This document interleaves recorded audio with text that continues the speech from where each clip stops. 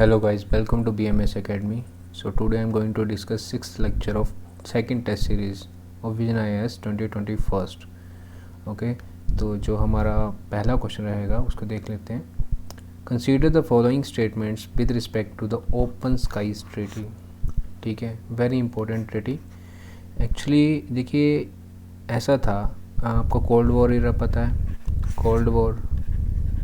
ठीक है, कब आपका 1945 जब आपका सेकेंड वर्ल्ड वॉर ख़त्म हुआ था, उसके बाद डिसइंटीग्रेशन ऑफ यूएसएसआर तक ये चलता रहा 1989 तक।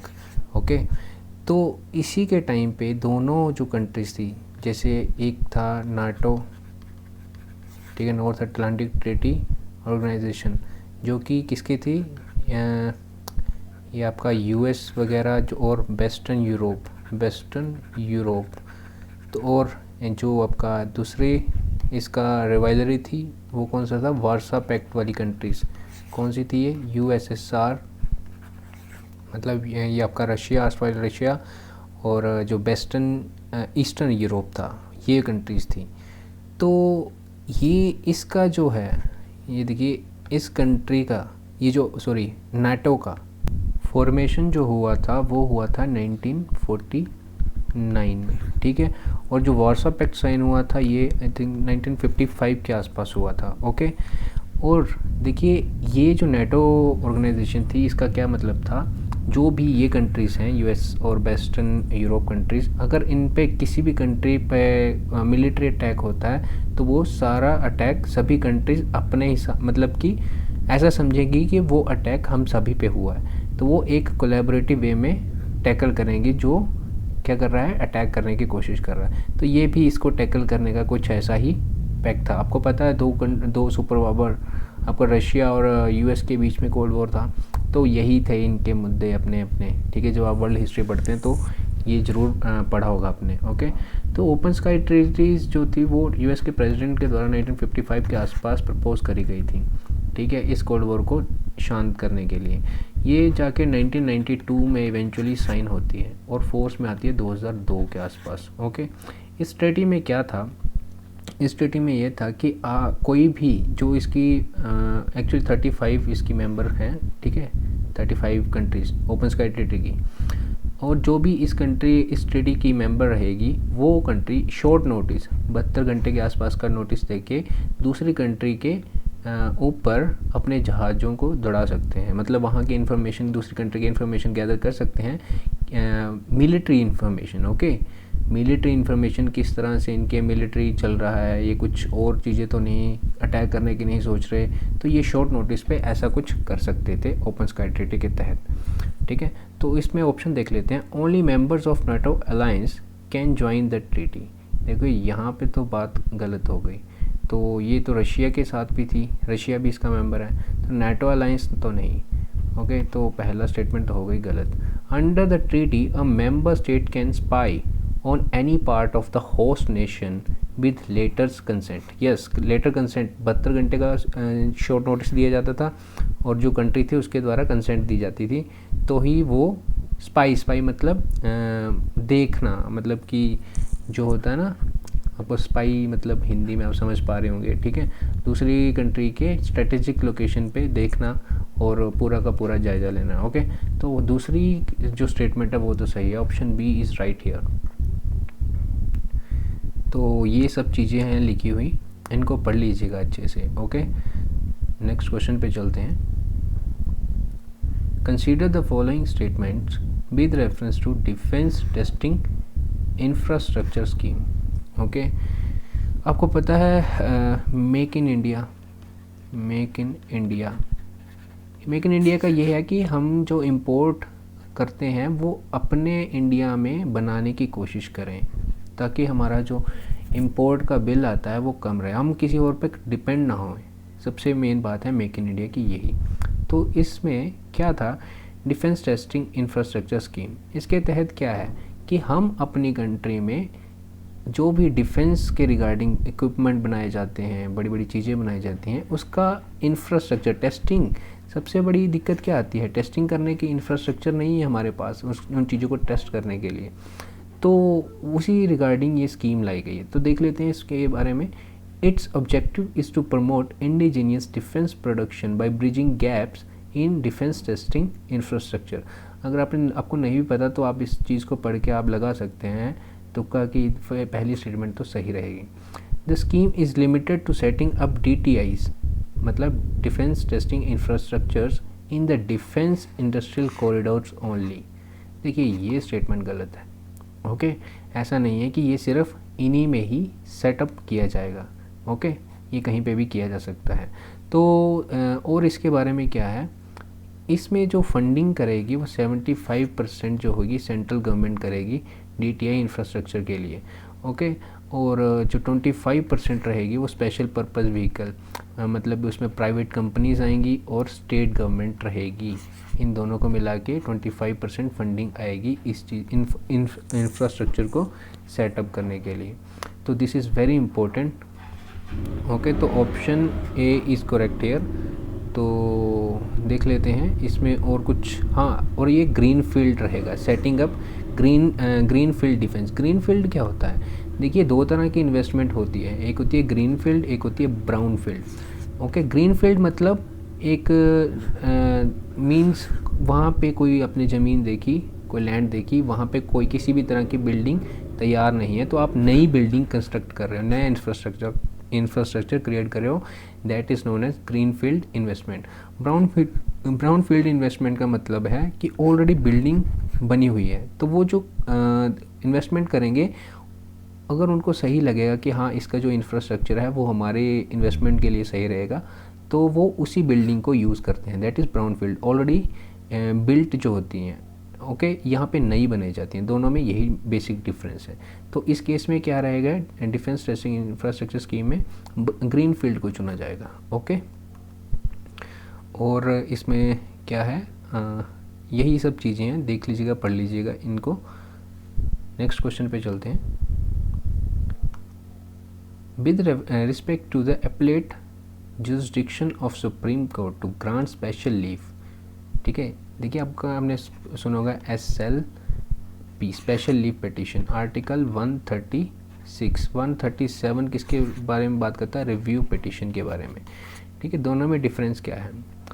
एक्चुअली स्पेशल लीव पिटिशन क्या होता है, उस टाइम यूज़ होती है, देखिए सुप्रीम कोर्ट ही यूज़ करता है इसमें, मतलब कि अगर लगता है कि छोटी कोर्ट्स, हाई कोर्ट, ट्राइब्यूनल किसी भी के द्वारा कुछ हाईली मिसकैरेज ऑफ जस्टिस हुआ है. ठीक है, हाईली मिसकैरेज ऑफ जस्टिस हुआ है, जस्टिस अच्छे से नहीं दिया गया है, तो 136 आर्टिकल का यूज़ होगा और उसमें सुप्रीम कोर्ट क्या रहेगी दोबारा से, चाहे वो जो मैटर है वो उसमें फाइनल जजमेंट भी आ गई है, फिर भी सुप्रीम कोर्ट क्या करेगी, इंटरप्ट करके उस पर अपना निर्णय देगी, अच्छे तरीके से जस्टिस प्रोवाइड करने की कोशिश करती है.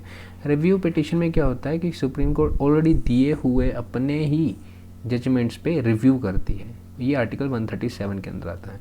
तो स्पेशल लीव पिटिशन के अंदर और देख लेते हैं. It is applicable only to civil and criminal matters. This is wrong. इसकी बहुत बड़ी एम्बिट है, देखते हैं हम. ठीक है, पहली स्टेटमेंट तो गलत है. It is a discretionary power of the supreme court. Yes this is right.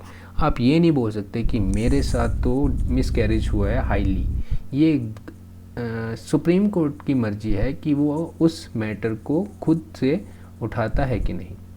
ठीक है, और ये भी डिस्क्रिशनरी है रिव्यू पिटिशन वाला. ठीक है, और ये भी SLP वाला भी डिस्क्रिशनरी मैटर है सुप्रीम कोर्ट का. Okay, this is not the right of a person to have special leave petition every time. Okay, और बहुत ही रेयरली इन चीज़ों को यूज़ किया जाना चाहिए, ऐसा स्पेशल लीव पिटिशन में है. ठीक है, स्पेरिंगली. ओके, तो option B is right here.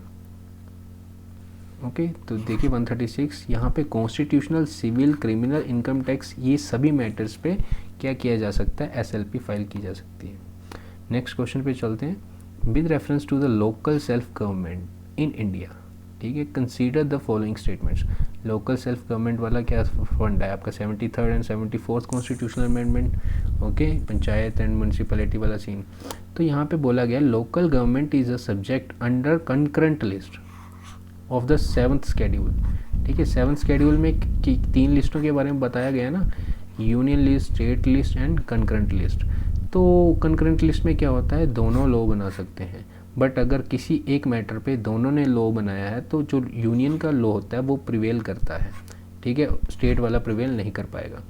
तो इसमें कहा गया है कि लोकल गवर्नमेंट वाला कंसेप्ट है वो किस लिस्ट में, सिंपल सी ये बात पूछ ली गई है, तो ये स्टेट लिस्ट में है, कंकरेंट लिस्ट में नहीं है। ओके, तो option 1 is wrong. The provision of the part 9 of the constitution do not apply to the UTs. क्या ये बात सही है? प्रोविज़न ऑफ द पार्ट 9, देखिए ऐसा है, यूटीज़ पे अप्लाई हो सकता है, डू नोट, यहाँ पे do not, yes do not बोला गया मतलब नहीं अप्लाई हो सकता, बट ऐसा गलत है। अगर क्या चाहे यूटीज़, जैसे कि जहाँ पे लेजिस्लेटिव असेंबली वगैरह है, अगर चाहे तो प्रेसिडेंट नोटिफाई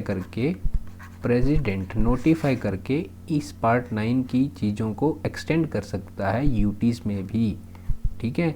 तो option D is right here. Okay, तो ये चीज़ें लिखी गई हैं, पढ़ लीजिएगा इनको अच्छे से। ओके, नेक्स्ट क्वेश्चन पे चलते हैं। Consider the following statements with respect to appropriation bill. अभी देखिए अब बजट वगैरह पास हुआ है, ठीक है, तो क्या होता है, government can't withdraw money from consolidated fund of India. आपको पता है कंसोलिडेटेड फंड ऑफ इंडिया, वैसे ही स्टेट्स का भी होता है, स्टेट कंसोलिडेटेड फंड। ओके, तो कंसोलिडेटेड फंड क्या होता है, मतलब जो भी पैसा आप जो गवर्नमेंट लिवाई करती है टैक्सेस के जरिए वगैरह वगैरह जो भी कमाती है, वो कहाँ पे जाता है, कंसोलिडेटेड फंड ऑफ इंडिया में, याद रखिएगा। अगर उससे पैसा निकालना है तो क्या करना पड़ेगा, एक अप्रोप्रिएशन बिल लाया जाता है, ठीक है। बजट की डिस्कशन के बाद क्या होगा, अप्रोप्रिएशन बिल लाया जाएगा और वो पास होगा, उतना ही पैसा क्या होगा, कंसोलिडेटेड फंड ऑफ इंडिया से सरकार निकाल पाएगी। ओके, तो ये जरूरी होता है। The government it can't withdraw money from the consolidated fund of India till the enactment, this is right, जैसे मैंने आपको बताया। It is introduced only in Lok Sabha, और ये दिस इज़ ऑल्सो राइट, ये राज्यसभा में, राज्यसभा को कोई फंडा ही नहीं है इसमें, ठीक है, तो option C is right.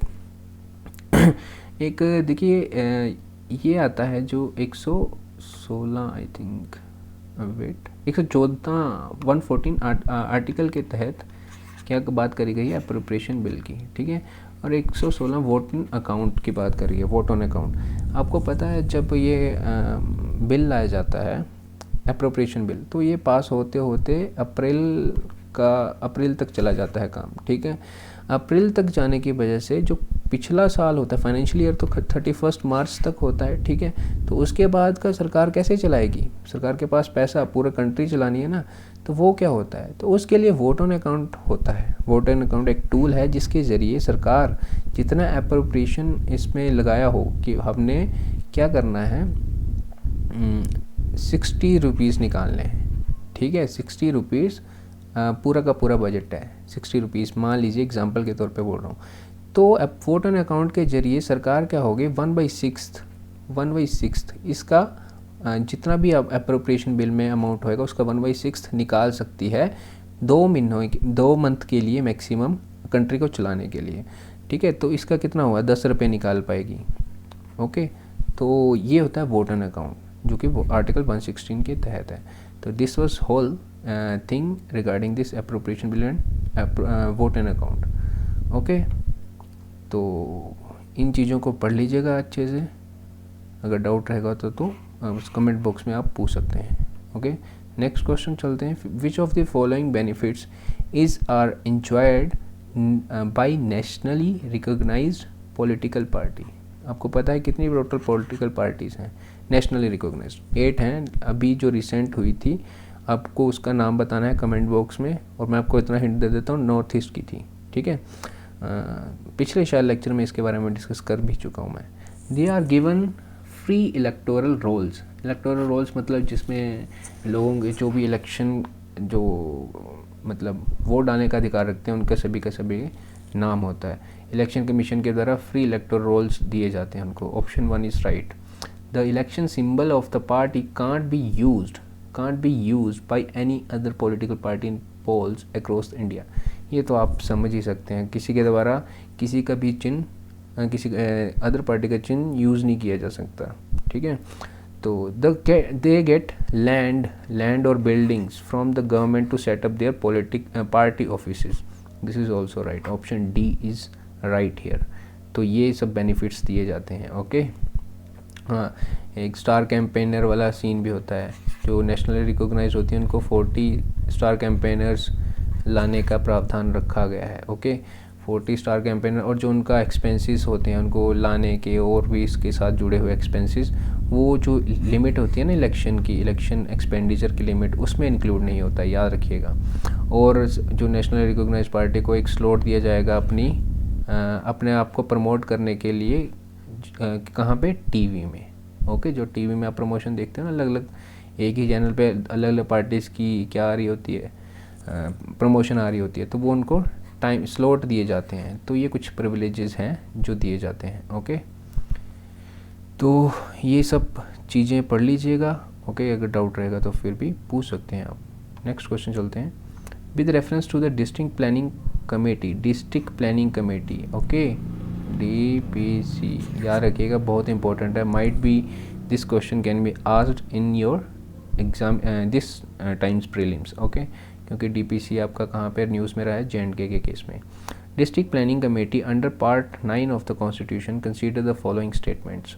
Part 9 किससे एसोसिएटेड है, जो आपकी लोकल गवर्नमेंट के रिगार्डिंग एसोसिएटेड है आपका, ठीक है। It prepares draft development plan. क्या होता है, देखिए DPC ऐसा होता है, कुछ लोग होते हैं मिलके, क्या होता है, प्लान वगैरह फॉर्मुलेट करते हैं कि ऐसी इस तरह की डेवलपमेंट होनी चाहिए, और जो प्लान वगैरह फॉर्मुलेट करते हैं उसको आगे कहाँ पे भेजते हैं, स्टेट गवर्नमेंट के पास। ओके, तो डिसेंट्रलाइज कर दिया गया है, बहुत अच्छी चीज़ है। It prepares a draft development plan by consolidating plans prepared by panchayat and municipality, right, panchayat के द्वारा और म्यूनिसिपैलिटी के द्वारा, in district and forward to state government. This is right as I mentioned here. And second option क्या है, 2/3,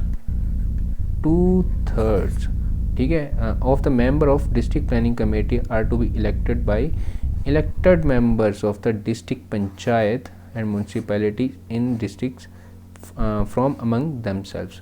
वैसे तो बात करी गई है कि उनको उसके रिप्रेजेंटेशन उनके हिसाब से मिलनी चाहिए, बट लिमिट रखी गई है कि कम से कम 2/3 तो इलेक्ट होने ही चाहिए, ठीक है। तो option both are right here. Sorry, my mistake, यहाँ पे मैं थोड़ा गलत बोल गया, यहाँ पे 2/3 नहीं आना था, यहाँ पे 4/5 आना था, my mistake, really sorry for that. 4/5 यहाँ पे कम से कम परमिसिबल लिमिट रखी गई है, तो option A is right here.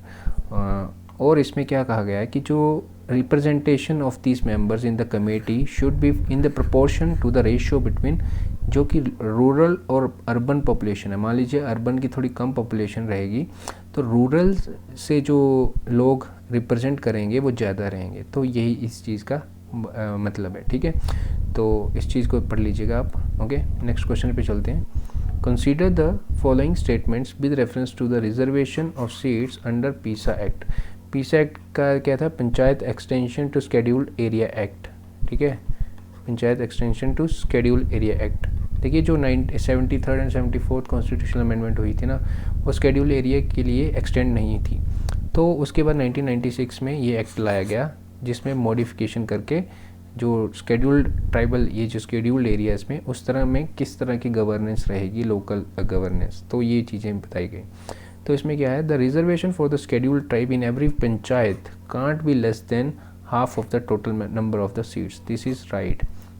Half से कम, मतलब जहाँ पे 100 सीट्स की बात है, वहाँ पे कम से कम 50 से अबव सीट्स क्या रहनी चाहिए, किसके लिए रिजर्व होनी चाहिए, शेड्यूल्ड ट्राइबल एरिया, ट्राइबल लोगों के लिए। ओके, तो ये बात तो सही है।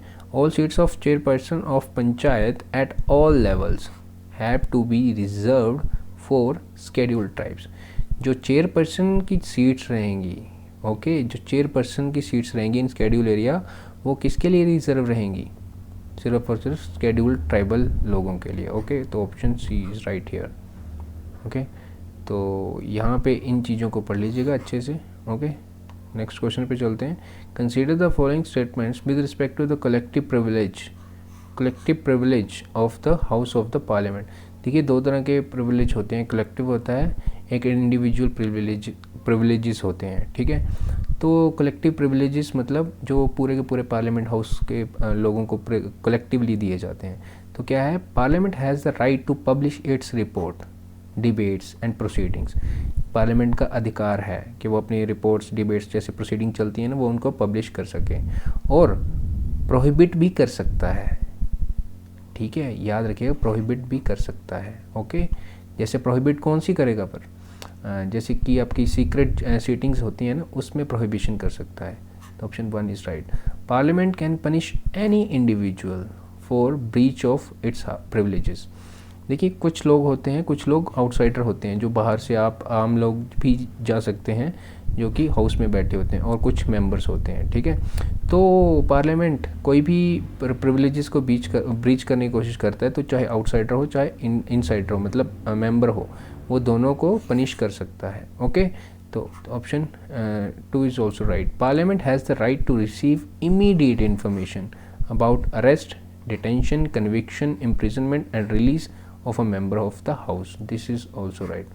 और क्या होता है, देखिए जो भी प्रमाइस होता है ना, जो भी एरिया होता है पार्लियामेंट में, वहाँ पे किसी को भी, चाहे वो किसी ने क्राइम करा हो, चाहे सिविल मैटर के केस में कोई बंदा हो, तो उसको क्या नहीं किया जा सकता, अरेस्ट नहीं किया जा सकता अनटिल एंड अनलेस वो किसके द्वारा, प्रिजाइडिंग ऑफिसर, जो प्रिजाइडिंग ऑफिसर कौन से, चेयरमैन एंड स्पीकर के द्वारा अनुमति ना मिली हो तब तक। ये भी एक इम्पोर्टेंट पॉइंट है। Option D is right here, okay. तो ये चीज़ें हैं, ओके, पढ़ लीजिएगा आप इनको अच्छे से, और जो मैं बात बता रहा था वो यहाँ पे लिखी गई है, ओके। तो next question, with respect to the representation of union territories in the Lok Sabha, the constitution of India, with respect to the representation of UTs in Lok Sabha, तो बताया गया है कि किस कॉन्स्टिट्यूशन में किस तरह के इलेक्शन के बारे में बात करी गई है, क्या लिखा गया है कॉन्स्टिट्यूशन में, अगर यूटी की रिप्रेजेंटेशन की बात करी जाए। तो भाई साहब यहाँ पे प्रोवाइड्स डायरेक्ट इलेक्शन, ये भी नहीं बोला है, प्रोवाइड्स इनडायरेक्ट इलेक्शन, ये भी नहीं बोला है, provides nomination by the speaker, ये भी नहीं बोला है। कॉन्स्टिट्यूशन में ये लिखा है कि पार्लियामेंट लॉ को इनेक्ट करके इस चीज़ को बता सकती है। तो पार्लियामेंट ने लॉ इनेक्ट करके 1965 के आसपास ये बताया है कि उसके इलेक्शन किस तरह के रहेंगे, डायरेक्ट इलेक्शन, ओके। जो यूटी से भी चुन के आते हैं ना, तो उनके भी डायरेक्ट इलेक्शन रहेंगे, ओके। बट ये कॉन्स्टिट्यूशन में नहीं, एक एक्ट के द्वारा ये बात बताई गई है, किसके द्वारा, पार्लियामेंट के द्वारा। तो ठीक है, option C is right here. 1965 देखिए ये वाला एक्ट था जिसके तहत the member of Lok Sabha from the UT are also chose by the direct election, okay. तो this was whole lecture for today. अगर आपको अच्छा लगा तो आप शेयर कर सकते हैं, लाइक कर सकते हैं। अगर आपको कुछ इसमें इम्प्रूवमेंट्स चाहिए, अगर आपको अच्छा नहीं लगा तो डिसलाइक कर सकते हैं, और अपनी इम्प्रूवमेंट्स, अपनी सजेशंस कमेंट बॉक्स में शेयर कर सकते हैं। And thank you for and have a good day head.